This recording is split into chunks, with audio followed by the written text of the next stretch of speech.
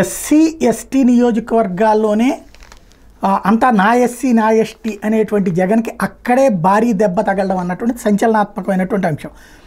దాదాపుగా 29 ఎస్సీ నియోజకవర్గాలు 27 చోట్ల తెలుగుదేశం పార్టీ గెలిచింది. ఆంధ్రప్రదేశ్ చరిత్రలో ఇదే అత్యధికం.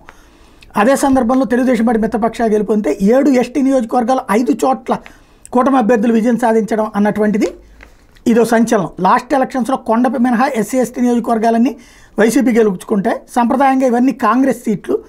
ఆ తర్వాత వైఎస్ఆర్ కాంగ్రెస్ పార్టీకి ఎన్నికల్లో కంటిన్యూగా నిలుస్తూ వచ్చినాయి. ఇప్పుడు అవన్నీ దెబ్బతినడం అన్నటువంటిది కీలకమైంది. ఎస్పెషల్లీ వైసీపీ తరఫున పోటీ చేసిన హేమాహేమి అభ్యర్థులందరూ కుప్పకూలారు.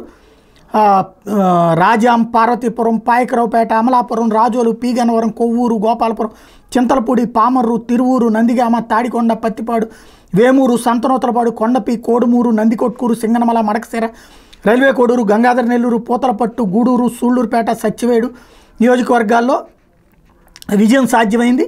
ఒక్క ఎర్రగొండపాలెం, బద్వేల్లో మాత్రమే వైఎస్ఆర్ కాంగ్రెస్ పార్టీ అత్యవసర మార్కులతో పాస్ అయింది. అలాగే ఎస్టీ నియోజకవర్గాలు వాస్తవంగా జగన్కి కంచుకోట లాంటివి.